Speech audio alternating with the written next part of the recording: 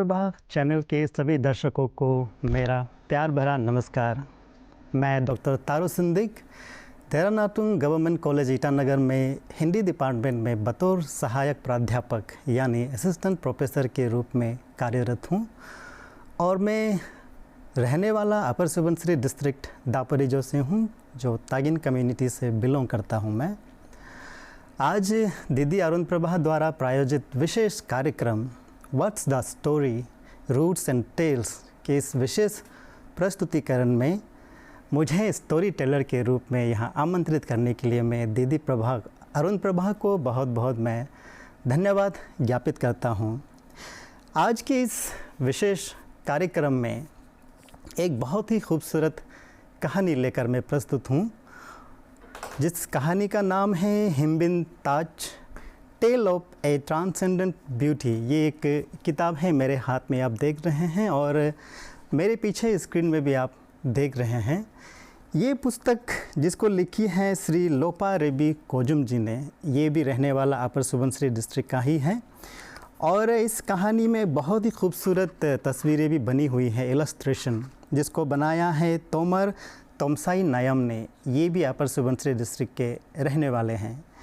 तो आज इस कार्यक्रम के तहत मैं इस बुक के ज़रिए आप लोगों के समक्ष एक बहुत ही खूबसूरत सी एक कहानी लेकर आया हूँ, जिसका नाम है हिमबिन Taj tale of a transcendent beauty, यानी कि हिंदी में मैं कहूँ हिमबिन ताज एक अलौकिक सुंदरी की कहानी।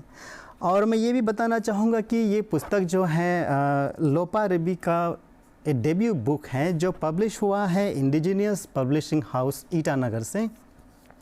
और ये जो कहानी है ये हमारे तागिन कम्युनिटी में कई सालों से एक ओरल ट्रेडिशन के रूप में ये पीढ़ी दर पीढ़ी इस कहानी को कही जाती है, सुनाई जाती है।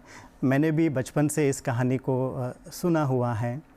तो आज लोपा रेबी कोजुम ने उस कहानी को एक पुस्तक के रूप में हम सब के समक्ष लेकर आया है। तो समय ज़ाया नहीं करते हुए प्यारे दर्शकों, मैं आप सबके समक्ष ये कहानी शुरू करने जा रहा हूँ। ये जो हिमबिन ताज है, ये इस कहानी का मूल पात्र हैं, जिसको इंग्लिश में हम कह सकते हैं प्रोटैगनिस्ट। सारी कहानी इन्हीं से शुरू होती है और इन्हीं पर ख़त्म होती है। एक समय की बात है जब हिमबिन ताज अपने युवा अवस्था में थी, तो उनका जो रूप सौंदर्य है वो इस सृष्टि में बिल्कुल विख्यात हो गई थी। यानी कि इस सृष्टि के प्रत्येक लोग इसकी सौंदर्य को देखने के लिए, उनकी रूप सौंदर्य को देखने के लिए वो तरस जाते थे। यानी उनकी एक एक झलक पाने के लिए लोग उनके घरों के आसपास कतारों में खड़ी रहती थी। हिमबिन ताज सिर्फ सुंदर नहीं थी, उनका रूप सौंदर्य का तो गुणगान इस सृष्टि भर में होता ही था, लेकिन वो मात्र सुंदर नहीं थी, उनके पास कई सारी कलाएं भी थी। उनमें से सबसे पहला है बुनाई की कला, जिसको इंग्लिश में आप कह सकते हैं weaving, art of weaving. Tagin का ये मानना है कि हमारे में सदियों से वीविंग की एक परंपरा रही है। उस परंपरा को शुरू करने का श्रेय हिमबिन ताज को जाता है। कहा जाता है कि वो एक दिन में 10 या 20 गाले, हिंदी में कहेंगे तो मेखला कहेंगे हम, गाले हमारा अपना तागिन की शब्दावली में मैं बोल रहा हूँ, तो बहुत ही सुंदर सुंदर गाले जो है वो बुनती थी। 10 या 20 एक ही दिन में वो बुन लेती थी। ये कला उनके पास थी। सिर्फ गाले ही नहीं है, वो सूता बनाने की जो तकनीक है ये भी उनको पूरा पता था। पारंपरिक रूप से सूता किस तरह से तैयार की जानी है, उसमें रंग किस तरह से भरा जाना चाहिए, ये सारी कलाएं उनके पास मौजूद थी। ये एक कला जिसमें उन्होंने पारंगत हासिल की हुई थी। दूसरी कला उनको आती थी, जैसे तागिन में बोलते हैं ओपो, आप हिंदी में बोल सकते हैं मदिरा या शराब, स्थानीय शराब। उनके द्वारा बनाए गए जो ओपो हैं और वो जिस तरह से छानते थे, वो बहुत लोगों को मोहित कर देता था। उनका स्वाद ऐसा था कि हर कोई उनके द्वारा बनाए गए ओप्पो को चखना चाहता था। तो एक तो वो बहुत सुंदर थी, जवान थी, और इन दोनों कलाओं में उनको सिद्धहस्त थी वो, तो ये तो उनकी प्रसिद्धि का कारण तो बनेंगे ही। हिम्मताज एक ऐसी घर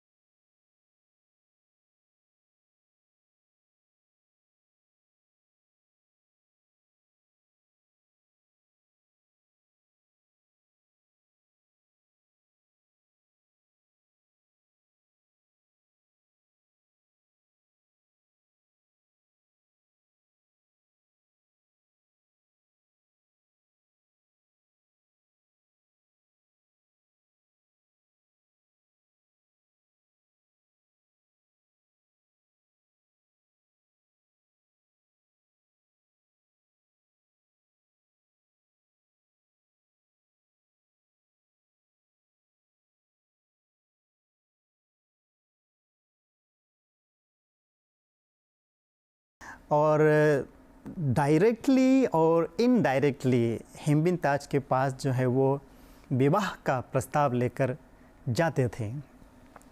लेकिन हिम्मताज, उनको तो अपनी सौंदर्य पर इतना घमंड कहेंगे हम उसको, बहुत उसको घमंड था अपने सौंदर्य पर और अपनी कला पर।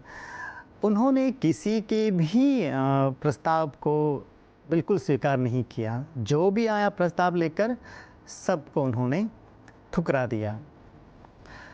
जो जो उनके पास प्रस्ताव लेकर आए, उनमें से प्रमुख कुछ उइस, जिसका नाम बताना बहुत ज़रूरी है, जो इस पुस्तक में भी नाम जो है वो लिखित है, मेंशन है, जिनमें से हैं पोचिपोते, हिलो रमलो,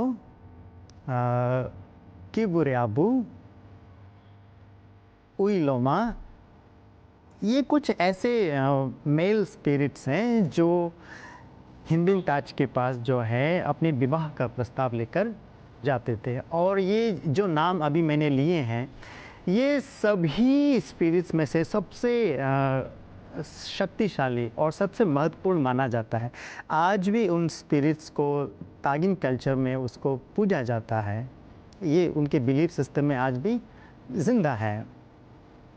तो क्या हुआ, सारे स्पिरिट्स में जिनका पोजीशन सबसे हाईएस्ट है, जब वो लोग प्रस्ताव लेकर हिम्मताज के पास गए, हिम्मताज ने सबकी तरह उनके भी प्रस्ताव को पूरी तरह से नकार दिया, ठुकरा दिया। अब एक स्त्री द्वारा उनके प्रस्तावों को ठुकराए जाने पर हम कह सकते हैं कि उनका जो मेल ईगो है वो पूरी तरह से चकनाचूर हो गया। उनका अहम पर इतना ज़्यादा चोट पहुंचा कि एक लड़की, एक अकेली लड़की, उसकी इतनी हिम्मत कैसे हुई कि हमारे द्वारा लाए गए प्रस्तावों को उन्होंने हमारे ही मुंह पर ठुकरा दिया। तो ये चोट, ये जितनी भी उइस हैं, उन लोगों से नहीं सहा गया। तो क्या सोचा इन लोगों ने कि हम इस घमंडी लड़की का, ना, ये जो लड़की है, हम उसके घमंड को चूर चूर कर देंगे ना। जो आज भरी समाज में, भरी दुनिया के सामने हमारे प्रस्तावों को ठुकरा कर जिस तरह से हमारा अपमान किया गया है, उस अपमान का हम बदला लेंगे। तो उन लोगों ने यहाँ निर्णय किया और चल दिए। अब उनके जाने के बाद हिम्मताज फिर अपने कामों में मग्न, उसको कुछ फ़र्क नहीं पड़ा। हमेशा की तरह जैसा पहले भी उनको फ़र्क नहीं पड़ता था कि कोई उनके बारे में क्या बोलते हैं, क्या सोचते हैं, उसको कुछ फ़र्क नहीं पड़ता। वो फिर से अपने कामों में मग्न हो गए। और यहाँ पर ये पोचपत, किबुर्याबू और हिलो रमलो, उइलोमा, ये जितने भी स्पिरिट्स हैं, मेल स्पिरिट्स हैं, इन लोगों ने मिलकर एक साजिश रचा। क्या साजिश रचा कि हिम्बिन ताज के उनकी सौंदर्य की घमंड को तोड़ने के लिए इन लोगों ने इच्ची पिंची, एक बहुत ही तागिन में जो लोक कथाएं होते हैं, फोक टेल्स हैं, उसमें इच्ची पिंची एक कैरेक्टर हमेशा आता है जो बहुत कुटिल है और जिसको लोगों के कान भरने में बहुत ज़्यादा सिद्धहस्त उसको हासिल है। इनका काम ही है लोगों का काम बिगाड़ना, इच्ची पिंची का, और वो एक प्रकार का चमगादड़ है। तो इन लोगों ने मिलकर इच्ची पिंची को इस काम के लिए लगा दिया और कहा कि तुमको किसी भी तरह से हिम्बिन ताज की घमंड को तोड़ना है। तो इच्ची पिंची चल दिए। वो हिम्बिन ताज के घर के आसपास वो मंडराता रहता, उड़ता रहता। उनको एक सही मौके की तलाश थी कि कब हिम्बिन ताज जो है वो अपने कामों में उसका ध्यान जो है बटा रहे और वो कुछ करें। तो क्या किया, वो हिम्बिन ताज के घर जो बांस का बना हुआ है, तो बांस का बना हुआ है तो बांस में बहुत सारे सुराख बने रहते हैं, होल्स। तो वो एक होल्स में जाकर छुप गया और उसको सही मौके की तलाश थी। तो हिम्बिन ताज से वो अपने खेती बाड़ी जितने काम करना था वो कर लिया। तो एक दफ़े उसको क्या करना था, फिर से अपनी बुनाई की काम में उसको लग जाना था। तो बुनाई की काम में क्या होता है कि आपको बहुत ज़्यादा ध्यान उसमें लगानी पड़ती है। तो वो ध्यान में मग्न हो गया बुनाई की काम में। ऐसे समय में हिम्बिन ताज ने क्या किया, बहुत छोटा सा रूप धारण करके, एक इंसेक्ट जैसा रूप धारण करके वो हिम्बिन ताज के शरीर में कहीं प्रवेश कर गया। कहने वाले कहते हैं कि वो उसके गुप्तांग में घुस गए और वहाँ पे उन्होंने कुछ डंक सा मारा। तो हिम्बिन ताज को लगा कि कोई चींटी या कोई कीड़े हैं जिन्होंने उसको डंक मारा, तो उन्होंने नज़रअंदाज कर दिया और हिम्बिन ताज को जो करना था करके वो निकल गया। इस घटना के कुछ दिनों के बाद, कुछ महीनों बाद, हिम्बिन ताज जो अब तक अपने कामों में बहुत मस्त रहती थी, मगन रहती थी, खुश रहती थी, उन्होंने महसूस किया कि उनका जो पेट है, बेली है, वो धीरे धीरे बड़ा हो रहा है। तो उनको पता चल गया कि वो गर्भवती हो गई हैं, प्रेग्नेंट। तो ये उनके लिए बहुत ही एक आश्चर्य का एक कारण बन गया कि ये कैसे हुआ, क्योंकि आज तक उन्होंने किसी भी पुरुष के साथ कोई ऐसा संबंध नहीं बनाया। संबंध बनाना तो बहुत दूर की बात है, वो पुरुष किसी भी पुरुष को अपने पास पटकने भी नहीं दिया। लेकिन कैसे ये प्रेग्नेंट हो गया उसे समझ में नहीं आया। और जैसे जैसे समय बीतता गया उसका पेट और बाहर आने लगा और बड़ा होने लगा, तो लोगों को अब और क्लियरली वो दिखने लगेगा। तो बिन ब्याही एक औरत जो है, जो माँ बन गई है, ये समाज की नज़र में वो कभी भी सम्मान का पात्र नहीं हो सकता। लोग उस पर थूकेंगे, उस पर मजाक उड़ाएंगे, उसका कीचड़ उछालेंगे। तो लोक लाज की डर से हिम्बिन ताज घर से बाहर निकलना छोड़ दिया। वो अपने ही घर में खुद कैद हो गई।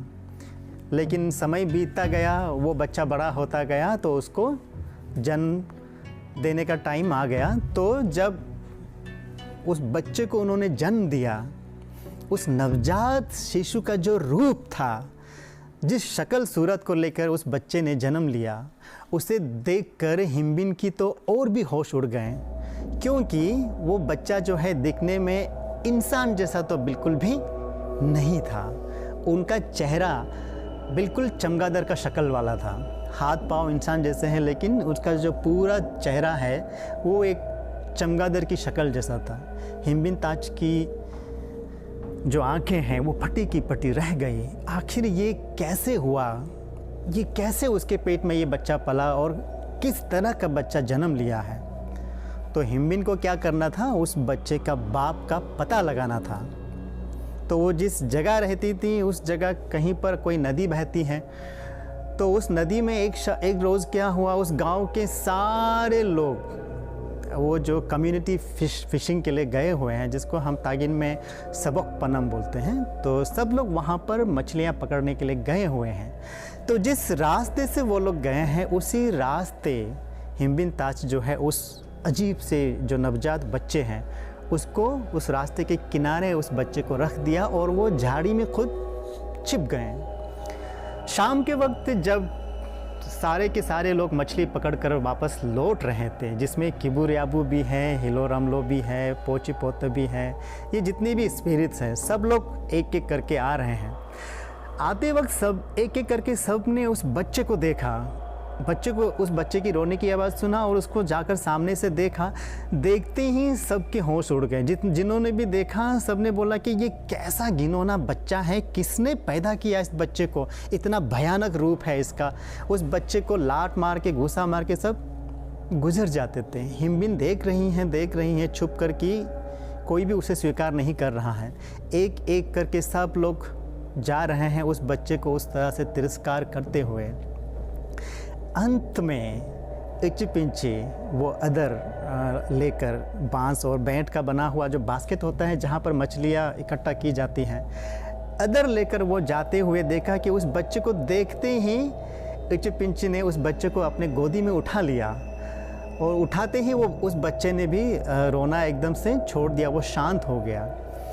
तब इचिपिंची को समझ में हिमबिन ताज को समझ में आ गया कि ये बच्चा इचिपिंची का बच्चा है। तो एक तो उसे पहले बहुत आश्चर्य हुआ, दूसरा उसे बहुत गुस्सा आया। तो वो झाड़ी में अब तक छुपी हुई थी, वो सीधा बाहर निकलकर इचिपिंची से पूछा कि ये आखिर कब हुआ, कैसे हुआ, मेरी जानकारी में क्यों नहीं आई, कब तुमने ये गुस्ताख किया। तो इचिपिंची ने सारी कहानी बता दिया कि किस तरह से ये जितने भी उइस हैं उन लोगों ने मुझे नियुक्त किया, अपॉइंट किया तुमको प्रेग्नेंट करने के लिए। तो पूछा कि आखिर तुमने कब किया ये। तो वो बताते हैं इचिपिंची कि जब आप कपड़े बुनने में बिज़ी थी उस समय आपको एक कीड़े की डंक का एहसास हुआ था, वो असल में मैं ही था। उसी वक्त जो है मैंने अपने ये बीज जो है, बच्चे का बीज तुम्हारे शरीर में बो दिया था। अब हिमबिन ताज जो है बहुत अपमानित महसूस हुआ, बहुत क्रोध की कोई सीमा नहीं रही उसने उसी वक्त तय किया कि अब वो इस जगह पर नहीं रहेंगे। इन सारे मनहूस और दुष्ट लोगों की नज़रों से वो हमेशा के लिए दूर जाएंगे। लेकिन जाएं तो कहाँ जाएं, उसे समझ नहीं आया। तो उन्होंने इचिपिंची से पूछा कि तुम बताओ कि तुमने इस जगत की कहाँ कौन कौन से पानी अब तक पिया है। तो इचिपिंची ने सारी चीज़ें बता दी कि जहाँ पर कहीं भी पानी मिलता है वो सारा पानी मैंने अभी तक पी लिए हैं, मैंने चख लिए हैं। सिर्फ एक जगह है जहाँ की पानी मैंने अब तक नहीं पी है। कौन सी, हिमबिन ने पूछा। तो बोलते हैं कि वो आसमान में जो पानी रहता है, न्येदोकलो आसमान, वहाँ का पानी मैंने अब तक नहीं पिया है, वही मेरी पहुँच से अब तक दूर है।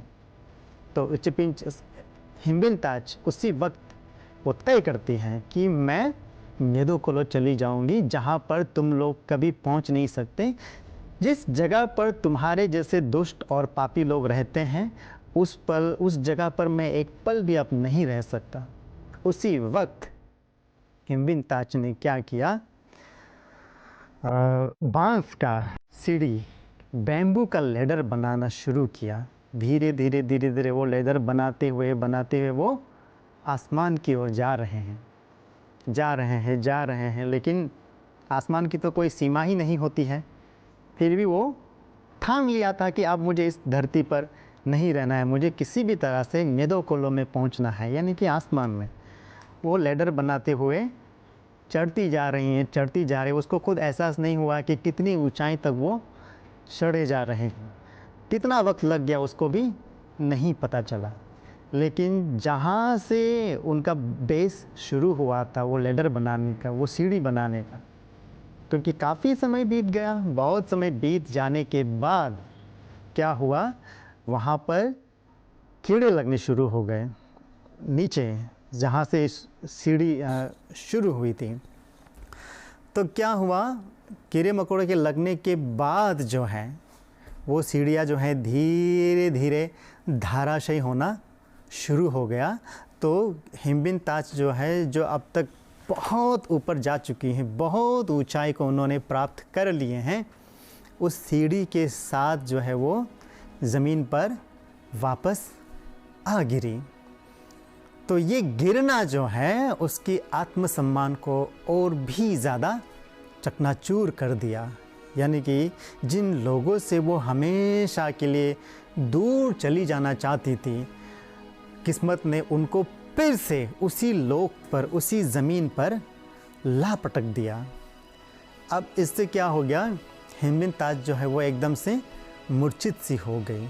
उसे अब समझ नहीं आ रहा कि अब वो करे तो क्या करे, जाए तो कहाँ जाए। तो क्या करती है वो, जहाँ गिरी थी उसी जगह बेसुध वो लेटी रहती हैं। वो क्या करती हैं, वहाँ पर लेट कर वो आसमान की ओर उसकी नज़र वो देखती रहती है उसको। अब पलक, बिना पलक झपकाए वो आसमान की ओर दिन रात वो निहारती रहती हैं और उन तारों को देखती हैं जो आसमान में तारे टिमटिमा रहे हैं। उन तारों को वो बस देखती हैं और वो सोचती हैं कि तुम ही लोग हो जो मेरी इस बदकिस्मती का साक्षी हो, आप लोग विटनेस कर रहे हो। तो वो उसको देखती हैं। इस तरह से वो एक ही जगह पर लेटी रहती हैं।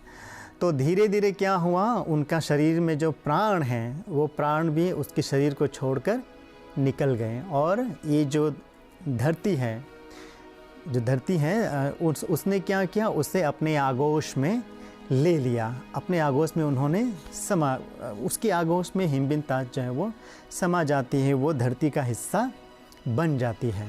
तो यहाँ पर क्या हो जाता है, हिमबिन ताज वो उसका शरीर जो है वो पार्थिव शरीर, जो मॉर्टल जो बॉडी है वो तो मिट जाता है, लेकिन उसी जगह पर जहाँ पर उनका शरीर गिरा, जहाँ पर उन्होंने अपना प्राण त्याग दिया था, उस जगह पर एक बहुत ही खूबसूरत सा एक पौधा जो है वो उगाता है। उस पौधे को तागिन समाज में कोर्म नाम से बुलाया जाता है, जो दिखने में बहुत खूबसूरत होता है। आज भी जो जहाँ पर तागिन लोग रहते हैं, उन पहाड़ों में कुछ ऐसी जगहों पर जहाँ पर पानी वगैरह, छोटे छोटे जो स्ट्रीम्स होते हैं ना, नाले वगैरह बहते हैं, ऐसे गीले जगहों पर जहाँ पर सूरज की रोशनी बहुत कम पहुँचती है, उन जगहों पर ये पौधा आज भी खिला हुआ आपको मिलेगा, जो दिखने में कुछ कुछ जंगली केले की तरह आपको शायद लगेंगे, लेकिन वो बहुत सुंदर होता है। तो तागिन लोगों का मानना है कि ये जो है वो कोर्म जो है वो एक्चुअल में कोर्म नहीं होकर वो हिमबिन ताज हैं, जो इस दुनिया की है ना पापी निगाहों से बचने के प्रयास में अपना प्राण को इस तरह से त्याग देता है। तागिन में कुछ लोगों का ये भी मानना है कि जब वो उस सीढ़ी से वो ज़मीन की ओर वापस गिरती हैं, जब उसकी मृत्यु हो जाती है, तो उस समय वो जो है कोर्म नहीं बनकर, ये कुछ एक अलग वर्जन है उसका जो एंडिंग है, तो वो क्या है, वो एक चिड़िया बन जाती है। चिड़िया का नाम फ़िलहाल मुझे याद नहीं आ रहा, एक बहुत छोटा सा एक चिड़िया है। और वो चिड़िया जो है विशेषकर जब बारिश का मौसम होता है, उस बारिश के मौसम में ही ये चिड़िया जो है वो बाहर आती हैं और उस बारिश की बूंदों को वो पान करती हैं, क्योंकि लोगों का ये मानना है कि ये चिड़िया वही हिमबिन ताज है। और ये हिमबिन ताज ने ये वचन दिया था अपने आप को, ये प्रण लिया था कि वो इस धरती का कोई भी पानी का पान नहीं करेंगे जिस पानी को पहले से ही यहाँ रहने वाले लोग, विशेषकर इच्चपिंची ने जिस पानी को चख लिया है, उस पानी को वो बिल्कुल नहीं पिएंगे, कभी नहीं चखेंगे।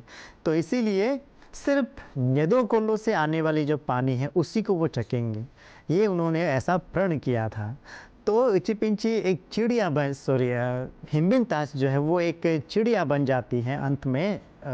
और वो चिड़िया बनकर आज के तारीख में भी वो बस बारिश के मौसम में वो अपने घोंसले से वो बाहर आते हैं और आसमान से टपकने वाली जो पानी है उस पानी को वो पान करते हैं, क्योंकि आज भी वो उस वचन को वो निभाने के लिए प्रतिबद्ध है।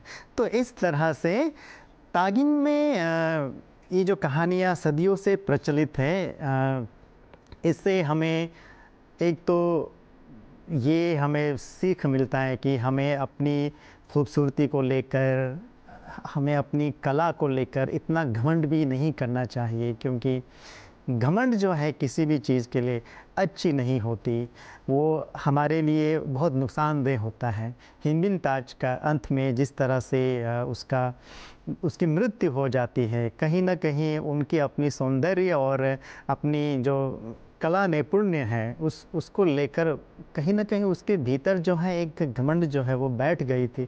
इसीलिए उसका ये नतीजा हुआ कि वो लोगों से मिलना नहीं चाहते, वो विवाह नहीं करना चाहते, पुरुषों से तो हमेशा दूर ही रहती है। तो एक प्रकार से समाज से उन्होंने अपने आप को एकदम से अलग थलग ही कर दिया। तो ये किसी भी व्यक्ति के लिए अपने समाज से हट के रहना, कट के रहना, ये अच्छा नहीं होता, ना खुद के लिए ना समाज के लिए। तो मुझे आशा है कि आज का ये जो कार्यक्रम है व्हाट्स द स्टोरी रूट्स और रूट्स एंड टेल, इस कहानी के माध्यम से तागिन में प्रचलित एक जो लोक कथा है हिमबिन ताज, जो एक पुस्तक के रूप में मैं फिर से दिखाना चाहूँगा, आई है हमारे सामने, tale of a transcendent beauty, Shri Lopa रेबिकोजम द्वारा लिखित। ये पुस्तक शायद मार्केट में अवेलेबल है। विशेषकर आज की जो यंगर जनरेशन है, आपको इन कथाओं को जानना, इनको पढ़ना बहुत ज़रूरी है, क्योंकि हम जैसे आदिवासी जो समुदाय के लोग हैं, हमारे एग्जिस्टेंस का जो मूल आधार ही हमारी जो कथाएं हैं, उन कथाओं को इसलिए जानना, उसको आगे की पीढ़ियों को ट्रांसफॉर्म करते जाना, ये बहुत बहुत हमारे लिए महत्वपूर्ण काम है। तो हम सब की ये जिम्मेदारी होती है। तो इसी के साथ आज के इस स्टोरी टेलिंग सेशन को यहाँ पर हम संपन्न करना चाहेंगे। हम उम्मीद है कि आप सभी को ये स्टोरी टेलिंग बहुत बहुत पसंद आया होगा। बहुत बहुत धन्यवाद।